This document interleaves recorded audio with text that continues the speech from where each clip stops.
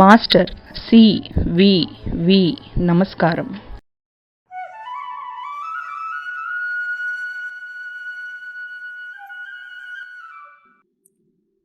Master CVV. నమస్కారం.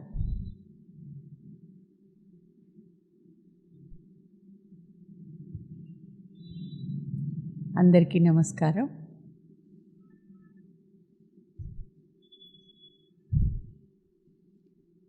ఈ సెషన్లో శ్రీ అరవిందుల సావిత్రిలో బుక్ 10లో last chapter the dream twilight of the earthly eternal real, దీని గురించి మనం చూసుకుందాము.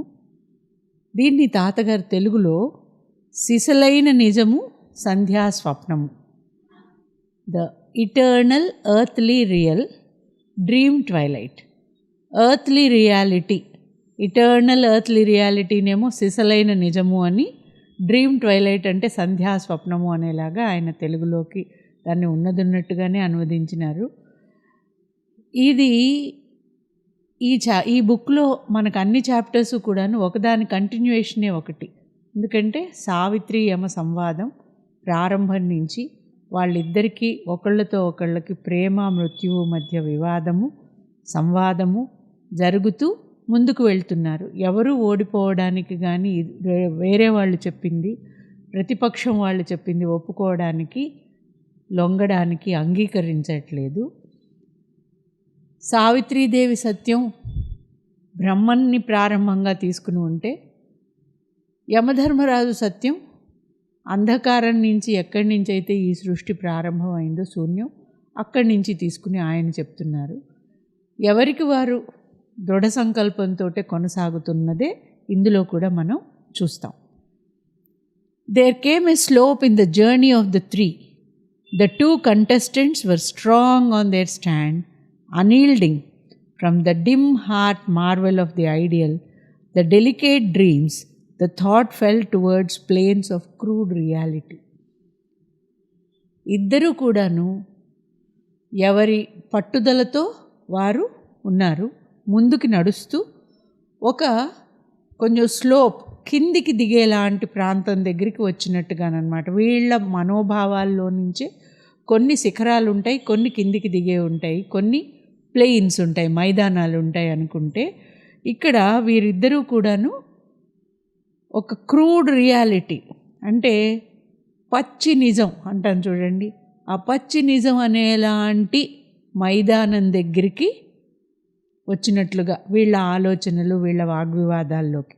అక్కడ సావిత్రి విజన్లో ఏం చూసింది అంటే, నడుస్తూ ఉన్నప్పుడు ద అన్అవైలింగ్ చేంజ్లెస్ మల్టిట్యూడ్స్, మానవులు ఈ సృష్టి మొదలైన దగ్గర నుంచి ఒక తృష్ణతోటి ఒక కోరికతోటి భగవంతుణ్ణి సాధించాలి అనో భగవంతుణ్ణి సాక్షాత్కరింప చేసుకోవాలని, ఈ సృష్టిని ఉన్నదానికంటే బాగు చేయాలి అనేలాంటి ఆ కోరికలతో ఉన్నవాళ్ళు సావిత్రి మొదటి వ్యక్తి కాదు.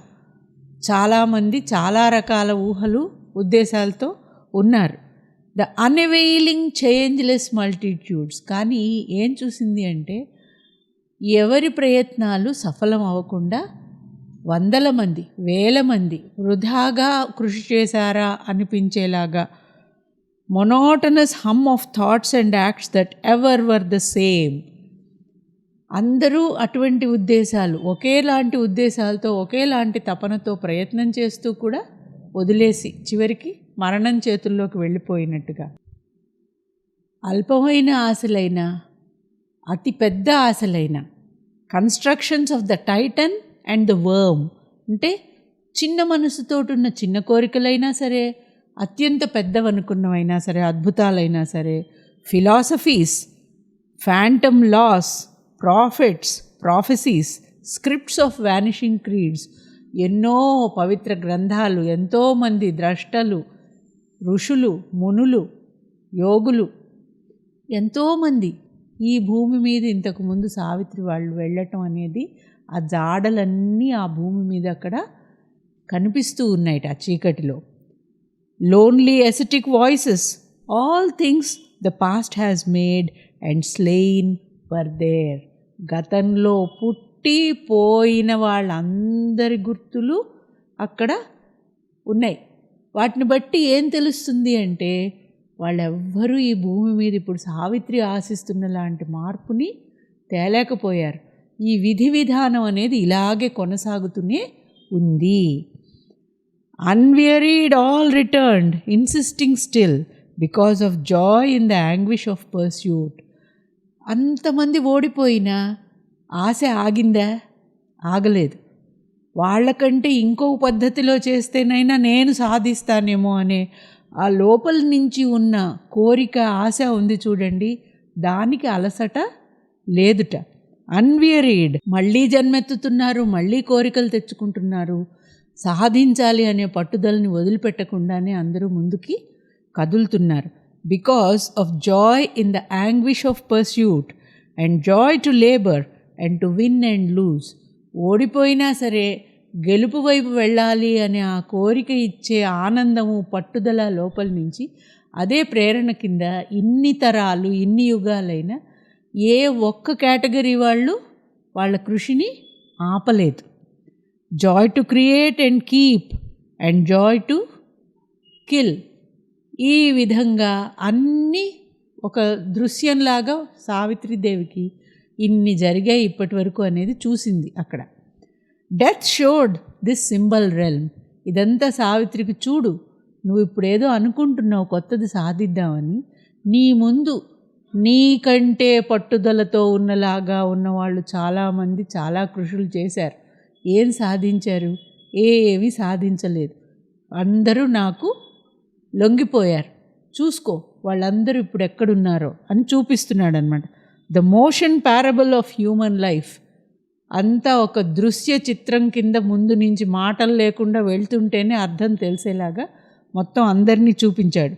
Wear nature changes not, man cannot change. ఇది డెఫినేషన్ లాగా పెట్టాడనమాట టైటిల్. ఏమని? ప్రకృతి ఎక్కడైతే మారదో మానవుడు అక్కడ మారడు. అంటే మానవుడు అమరుడు అవ్వాలి అంటే ప్రకృతిలో చాలా మార్పు రావాలి.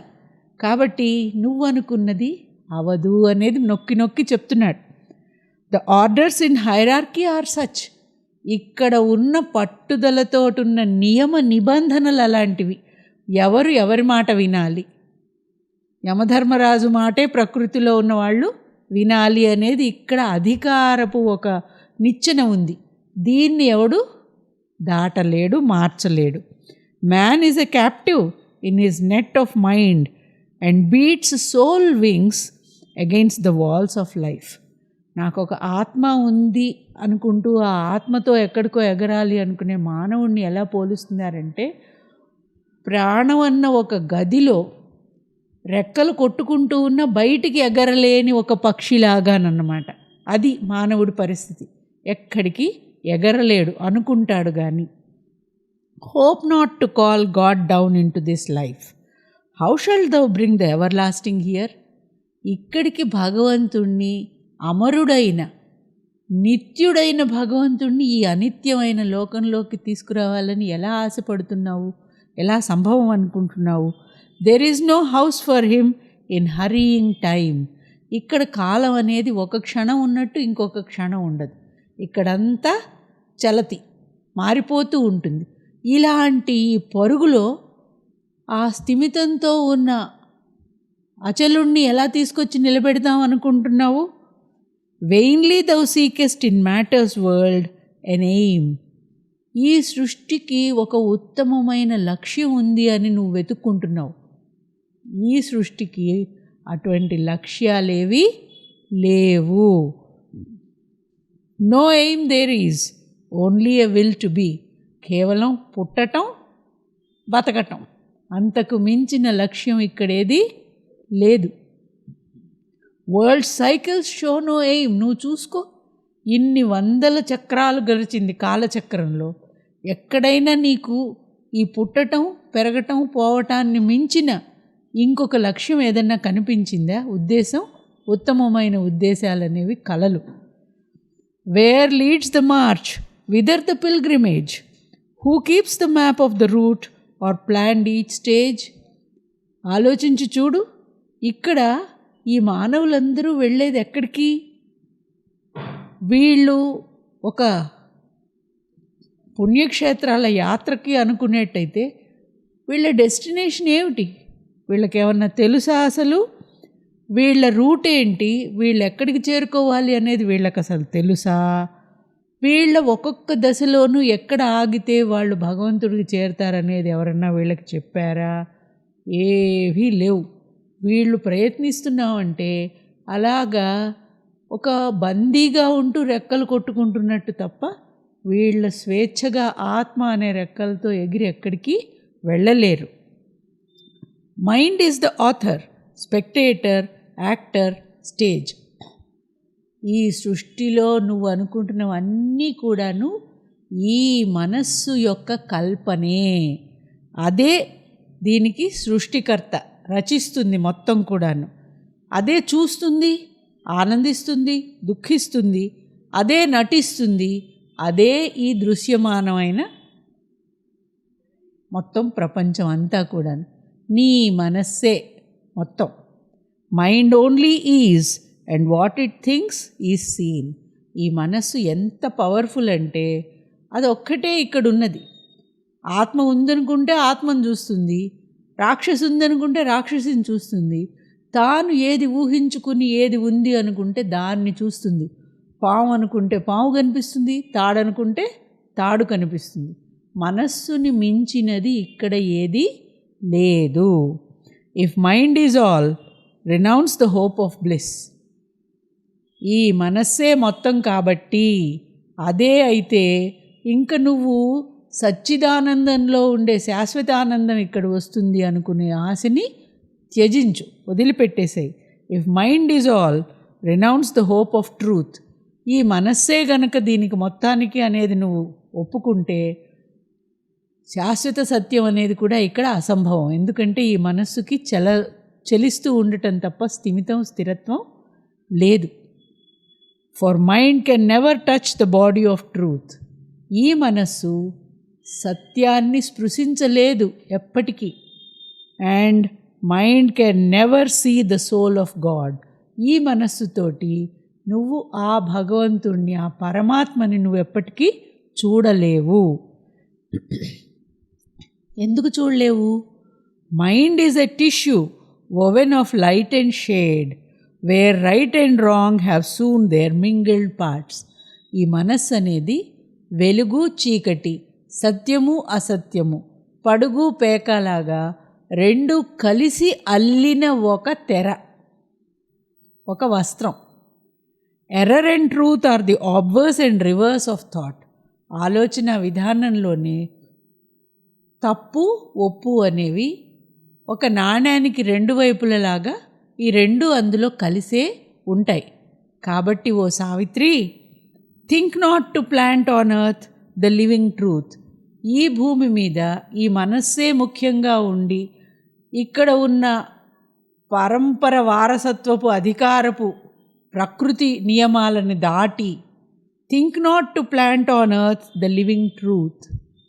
సజీవమైన అనంతమైన సత్యాన్ని ఈ భూమి మీద తీసుకొచ్చి ఇక్కడ నాటుదాము, ఇక్కడ ఎదిగి ఇక్కడ పాదు చేసుకునేలా చేద్దామని నువ్వు అనుకోకు.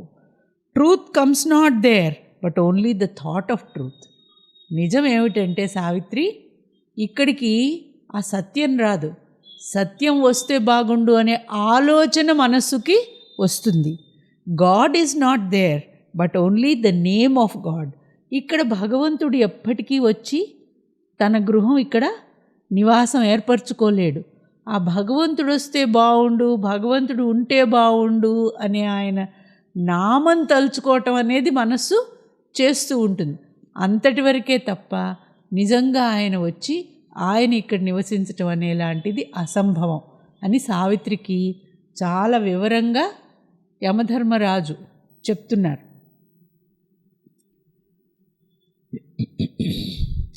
If self there is, all-seeing, omnipresent, stark, alone, దేవుడే కనుక ఉంటే, సర్వాంతర్యామిగా ఉండి అన్నీ చూస్తూ ఉండే, అన్నింటికీ వెనకాతల కారణుడైనటువంటి ఆ బిందువు, ఆ ఆత్మ ఉంటే it is no one and is possessed by none. దానికి పేరు లేదు, దానికి ఏ పేరు పెట్టి నువ్వు పిలవలేవు, దాని మీద ఎవరికి అధికారం కూడా లేదు. కాబట్టి ఆ సెల్ఫ్ నిన్ను పట్టించుకుని నీ కోసం కిందికి వస్తుందని ఎలా అనుకుంటున్నావు Savitri? If God there is, he cares not for the world. ఆయనకి ఏది పట్టదు, ఈ సృష్టి అంతా చూస్తాడు తప్ప ఈ సృష్టిలో ఉన్న కష్ట నష్టాలకు ఆయన ఏమి చెల్లించడు. కాబట్టి నువ్వు అనుకున్నట్టుగా భగవంతుడు గనుక ఉంటే ఆ ఉన్నా కూడా he doesn't care for you. నువ్వు ఏమైనా ఆయనకు వచ్చిన తేడా ఏమీ లేదు, పట్టించుకోడు. All things he sees with calm indifferent gaze. అన్నింటినీ నిర్వికల్పంగా చూస్తాడు కానీ చలించడు, నిశ్చలంగా ఉంటాడు, నిర్వికల్పంగా ఉంటాడు. ఏ విధంగానూ మనతో ఏ సంబంధము పెట్టుకోడు. నువ్వు అన్నట్టుగా ఒకవేళ దేవుడే ఉంటే కూడా ఎలా తీసుకొస్తావు, ఏం పెట్టి ఇక్కడికి తీసుకొస్తావు? He answers not the ignorant voice of prayer. మనం ఎంత ప్రార్థన చేసినా మేము మూర్ఖులం, అజ్ఞానులం, మమ్మల్ని రక్షించు అని ఏ సమాధానము ఇవ్వడం ఎప్పుడు చూడలేదే మనం. His solitary Joy needs not దై లవ్. ఆయనకి ఆనందాన్ని కోసం నువ్వు ఆయన్ని ప్రేమించాలి, అప్పుడే ఆయనకు ఆనందం వస్తుంది అనేది నీ భ్రమ. ఆయన ఒంటరిగానే ఉండి ఎప్పుడూ ఆనందంలో ఉంటాడు. ఆయన ఆనందానికి బయట నుంచి ఎవ్వరి కారణము అక్కర్లేదు. Immortal bliss lives not in human air. ఆ శాశ్వతమైన ఆనందము ఈ పరిమితమైన కాలంలో ఉన్న మానవులు పీల్చుతూ ఉశ్వాస నిశ్వాసాలతో ఉండే ఈ వాతావరణంలో అది ఉండలేదు.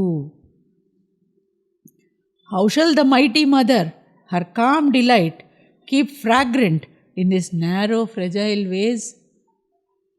అద్భుతమైన సువాసనలు వెదజల్లే, పారిజాతాల వాసనలు వచ్చేలాంటి ఆ జగజ్జనని యొక్క ప్రేమని ఒక చిన్న గొట్టంలో ఎండిపోతాయి రేపటికనే పూలల్లాగా పెట్టిన ఈ భూమి మీద ఉన్న పరిమితత్వంలోకి ఆమె ప్రేమని, ఆనందాన్ని నువ్వు తీసుకొచ్చి బంధిస్తావా? ఎలా చేద్దావు అనుకుంటున్నావు అది? Or lodge her sweet unbroken ecstasy in hearts which earthly sorrow can assail. ఈ మానవ హృదయంలోకి నిత్యానందంతో ఉండే ఆ దేవి వచ్చి నివసిస్తుందనుకుంటున్నావా? ఈ మానవ హృదయాలు ఎప్పటికప్పుడు దుఃఖంతో చచ్చిపోతూ ఉంటాయి. వీటి మధ్యలో ఆవిడ ఆనందంగా ఎలా ఉండగలుగుతుంది? Bodies careless death can slay at will. వీళ్ళ హృదయాలేమో ఎప్పుడు దుఃఖభరితాలు అవుతూ ఉంటాయి. ఎప్పుడు దుఃఖం వస్తుందో తెలియదు ఆ హృదయంలోకి. వీళ్ళ శరీరాలనేమో నేను ఎప్పుడు కావాలంటే అప్పుడు చంపేస్తాను, నా ఇచ్ఛ అయితే తీసేస్తాను. కాబట్టి వీళ్ళ శరీరము సామర్థ్యం లేదు ఆవిడ్ని ఉంచుకోవడానికి, హృదయానికి సామర్థ్యం లేదు ఆ జగజ్జనని వచ్చి ఇక్కడ నివసిస్తుంది అనటానికి. ఎలా అనుకుంటున్నావు? If thou art spirit and nature is thy robe, cast off thy garb and be thy naked self.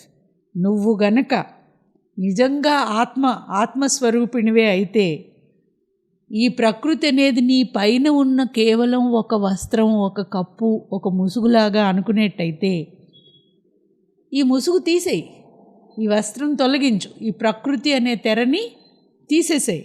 Cost off thy garb and be thy naked self.